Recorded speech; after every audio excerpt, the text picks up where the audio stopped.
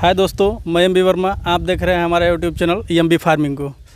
आइए, आज हम आए हैं बासदेवपुर गांव में। यहाँ पर खेती हो रहा है, ये सूरन का खेती, और इसके बारे में आपको हम बताएंगे। हमारे जो साथी किसान भाई हैं उनसे उनका परिचय लेना चाहेंगे। सबसे पहले मैं आपका परिचय जानना चाहूँगा। आप ना बता दीजिए हमारे दर्शक भाइयों को। मेरा नाम दुर्गेश सिंह कुशवाहा है, ग्राम पोस्ट बासदेवपुर, तहसील कासमाबाद, जिला गाजीपुर है।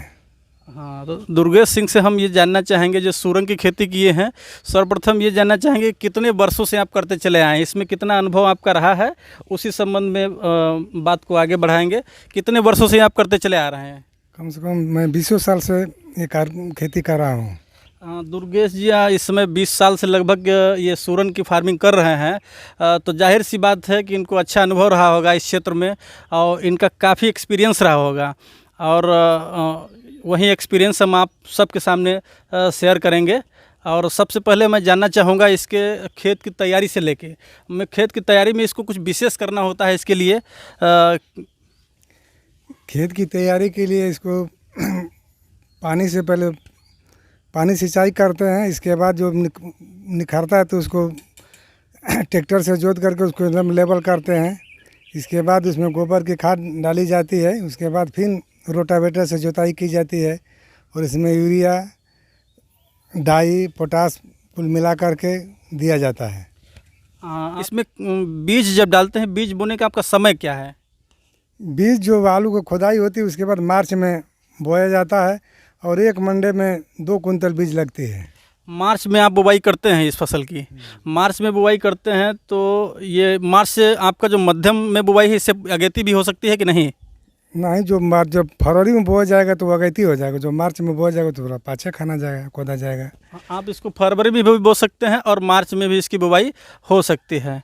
और मार्च में बुवाई जो होती है, आलू खोद के इसको बो लेते हैं। और जानना चाहेंगे बीज कितना मतलब पड़ता है 1 एकड़ में? एकड़ के हिसाब से बता दीजिए। तब 1 एकड़ में 1 मंडे में 2 कुंटल लगाता है। हाँ, मतलब 32 कुंटल बीज लगभग पड़ता है 1 एकड़ में। मतलब 16 मंडे में आपका 32 कुंटल बीज पड़ता है ना? जी जी। 16 मंडे में आपका 32 कुंटल बीज पड़ेगा। एक जैसे बीज आप काटते होंगे तो उसका लगभग साइज क्या होता होगा, और उसका वजन कितना होता होगा लगभग? कम से कम बीज को काटते समय उसको ध्यान में रखा जाए तो उसमें जो कल्ला निकलता है वो काटते समय हर बीज में उसका थोड़ा हिस्सा आना चाहिए, तो बराबर जमनेशन होता है उसका। बगल से भी जमता है लेकिन वो लेट जमता है, इसलिए उसको काटते हैं तो ऐसा काटेंगे कि थोड़ा उसका हर भाग बीज में लगे। छोटा होता कम से कम 250-300 ग्राम का हो, नहीं बड़ा हो तो आधा केजी का कम से कम होना चाहिए। मिनिमम 250 ग्राम का, अधिकतम आधा किलो का। इनका कहना है कि जो बीज भाग आप काटेंगे उसमें 1-2 कल्ले रहना आवश्यक है। उसी हिसाब से आप काटेंगे, उसका वजन घट और बढ़ सकता है। और लगभग बीज की मात्रा आपको बता दिया गया है 32 कुंटल। उसके बाद आप जैसे इसको मेढ़ बनाए हैं, तो एक बार आप दिखाइएगा। तो जैसे ये चढ़ाए हैं, जो ये ऊंचा ये चढ़ा दिए हैं, ये आप उसी के समय चढ़ा दिए थे? उसके बाद में भी इसकी मतलब इसको चढ़ाए थे, या कैसे इसको लगाए थे? उसी समय आप चढ़ा दिए थे। अच्छा, तो कैसे आलू बोने वाली मशीन से इसका बुवाई किए हैं? नहीं, फावड़ा फावड़ा बिछा करके फावड़े से माटी चढ़ा दिए हैं। अच्छा, बिछाए हैं, फिर फावड़े से इसको माटी चढ़ा दिए। उसके बाद इसको माटी चढ़ाने की आवश्यकता तो नहीं पड़ती है? नहीं, चढ़ाने पर उसका सोर कट जाता है। अच्छा, कट जाता हाँ, दोबारा मिट्टी नहीं चढ़ाई जा सकती है, क्योंकि इसकी सोर जड़ जो है इनकी कट जाती है। जड़ कटने से पौधे का विकास तुरंत कमज़ोर हो जाएगा। इसको एक ही बार में मिट्टी आपको चढ़ाना होगा। और इसका खरपतवार नियंत्रण के लिए क्या आप करते हैं? या आप खुरपी से निराई गुड़ाई करते हैं, या कोई खरपतवार नाशी दवा का भी यूज किया जा सकता है? मजूर से इसको जो बोते हैं उसी समय टाटा पनीरा इस्तेमाल कर देते हैं। अच्छा, बोते समय टाटा पनीरा का इस्तेमाल करते हैं, जो घास को जमने नहीं देती है। जो बीज वाली जो घास है उसको टाटा पनीरा रोकथाम करती है। हाँ। और उसके बाद में थोड़ा जमता है तो उसको बनिहार मजदूर लगा के उसको निराई गुड़ाई करा देते हैं। थोड़ा अगर जमता है तो उसको निराई गुड़ाई कराई जा सकती है। क्या इसमें दवा का प्रयोग हो सकता है कि नहीं? दवा तो हम नहीं कभी छिड़के हैं। अच्छा, आप निराई गुड़ाई और से ही आप पूरा नियंत्रण घास का करते हैं, ये बहुत अच्छी बात है। और नियंत्रण में उसके बाद क्या आपका कोई मुख्य रोग इसमें जो है, कौन से मुख्य रोग आते हैं, उसका क्या निवारण है? रोग तो उसमें कुछ आता ही नहीं है, वो हानि पहुंचाता है बनसुअरा। अच्छा, इसमें मुख्य रोग कोई नहीं, इसको हानि पहुंचाने में जैसे बनसुगर है, नीलगाय वगैरह, ये बड़े जो हैं जानवर हैं, यही इसको बाकी मुख्य रोग इसका कोई नहीं है। क्या इसका फफूंदनाशी वगैरह के जैसे हम देखते हैं कि आप में कुछ झुलस गया है, जैसे आप एक दिखाना चाहेंगे, ये पौधा आपका झुलसा है, तो इसका कारण क्या है? ये झुलसता है तो इसके बगल से फिर दूसरा कल्ला निकल, एक और कल्ला निकल, 3 कल्ले निकलते हैं। अच्छा, मतलब ये जो पहला कल्ला निकलता है वो आखिरी स्टेज तक नहीं जाता है, जो दूसरा निकलेगा इससे कुछ बड़ा हुआ। हाँ। अच्छा, जैसे जैसे इसी में आप देखेंगे, तो इसी में आप दिखाए, इसमें ये जो निकल रहा है लास्ट तक ये जाएगा, लास्ट तक ये वाला जाएगा, ये सूख जाएगा। इसी प्रकार ये 2-3 कल्ले आखिरी, मतलब जो सबसे पहले होते हैं वो कल्ले लास्ट तक नहीं जाते हैं। अच्छा, कल्ला निकलता है, बार स्टेप तीसरा है तो इससे बड़ा हो जाएगा। अच्छा, ये इसकी खुदाई जैसे आप बताए कि हम इसको मार्च में इसकी बुवाई किए थे, इसकी खुदाई कब होगी? अक्टूबर में। अक्टूबर स्वयं में। अच्छा, इसका रेट लगभग क्या रहने वाला है?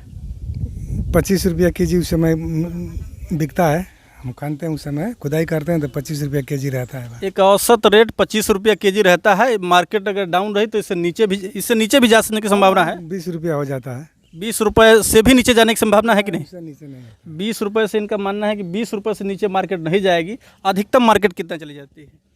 जो पहले खाने का उसका 40 भी मिल जाएगा, फिर मध्य में खाने का तो 30 मिलेगा, लास्ट में 25 हो जाएगा।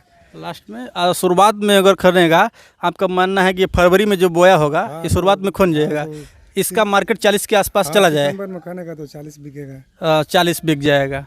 जो इस समय जो मार्केट में हम देखते हैं कि सुरंग आ रहा है, तो ये इसका कब बुवाई हुआ होगा? वो पुराना है, वो खाना नहीं गया है। अच्छा, पुराना है जो अपना कोल्ड स्टोर में वगैरह में रखे हैं? हाँ, खेत में पड़ा है। खेत में पड़ा रहता है, मतलब ये पौधे सूख जाते हैं, उसको खेत में पड़ा रहने दिया जाता है। इसको उठाकर मतलब घर पे स्टोर करते हैं तो नहीं रहता है? तो घर में जाएगा तो जम जाएगा, जैसे आलू जमता है। अच्छा, हाँ, इनका माने जैसे घर में इसको उखाड़ कर लेके जाएंगे तो जर्मिनेट कर जाएगा, और इसको इसी खेत में पड़ा रहने देंगे। जिससे मूल हमको रेट सही नहीं मिल रहा है, इसी खेत में अगर पड़ा रहेगा तो इसमें जो गांठें जर्मिनेट करती है वो जर्मिनेट नहीं करेंगी। अच्छा, ये जो आप बताए हैं उसका बीज का रेट आप नहीं बताए हैं।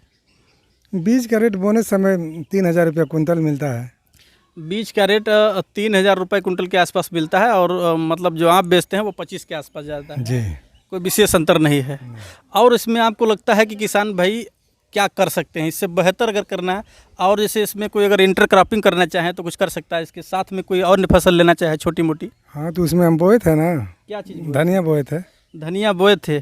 कैसे बोए थे? इसे ऊंचाई वाले पे कि नाली वाले पे बोए थे? पर छीट करके और फावड़ा से माटी चला दिया, फसल जम गया धनिया। हाँ। उसमें पानी देते रहे, वो अच्छा हो जाएगा। धनिया से कुछ इस साल निकला है प्रॉफिट?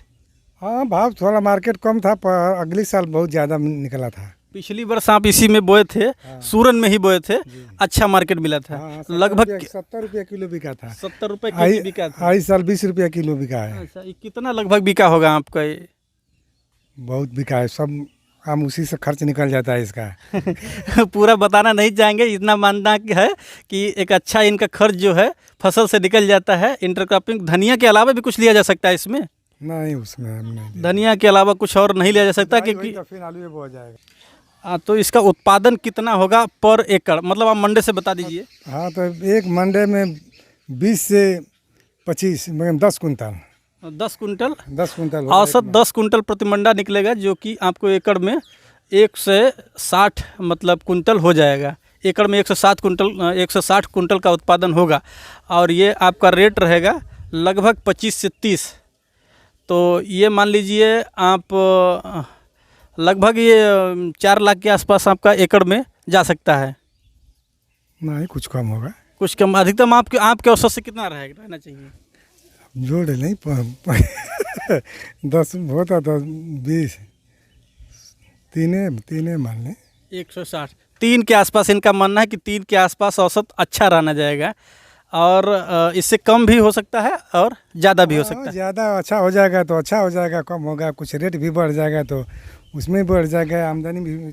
अच्छा, इसमें कोई वैरायटी विशेष होता है या जो आप बोते हैं इसी को हम हर साल बोते रहते हैं? इसी का हर साल बोते हैं। बाज़ार में जो होने पर जब बोएंगे तो यहाँ नहीं है, बनारस से मंगाना पड़ेगा, ये करना पड़ेगा, इसीलिए हम घर ही स्टोरेज करते हैं, उसी में से बो देते ये देखते हैं हमारे साथ बाबा जी आए हैं। अच्छा, आपसे ही जानना चाहेंगे, आप भी इसका खेती करते हैं कि नहीं? करते हैं। अच्छा, इससे उत्पादन अच्छा मिलता है हाँ, अच्छा मिलती है। अन्य फसलों की अपेक्षा? हाँ, कुछ फसल से बढ़िया फसल है। कुल फसल से बढ़िया आपकी ये फसल है? हाँ। सूरन की फसल? हाँ, सूरन का फसल। और कौन कौन फसलें आप करते हैं? हाँ, कुदून आप दुप कुनरुन, कुदून। कुदरुन हाँ, और ये सूरन, सूरन। 2 फसलें आप हाँ, उत्पादन करते हैं। हाँ। दोनों में बेहतर कौन लगता है? हाँ, हाँ, दोनों में कौन बेहतर है, एक बताइए। ये सूरन आपको ज़्यादा बेहतर लगता है? हाँ, बेहतर ही है। क्यों बेहतर है दोनों में से? ऐसे कि महंगा बहुत है, बहुत सस्ता हो रहा। अच्छा, ये इसका मतलब रेट जो है हाँ, वो स्थायी रहता है, हाँ। ज़्यादा सस्ता नहीं होता है। नहीं। कुनरुन आपका ज़्यादा सस्ता चला जा रहा है? हाँ, सस्ता चल जाए। इस साल का रेट रहा आपका कुनरुन का? 1000, 1200, 1500। और इसका क्या रेट रहा सूरन का? 30 रुपया से 28 रुपया तक। हाँ। हाँ, 40 रुपया तक ले बिका। 40 रुपया तक। बाबा जी का मानना है सूरन सबसे बेस्ट फसल है। वीडियो को अंत तक देखने के लिए सभी किसान भाइयों को धन्यवाद। वीडियो को लाइक कीजिए, शेयर कीजिए एंड चैनल को सब्सक्राइब कीजिए।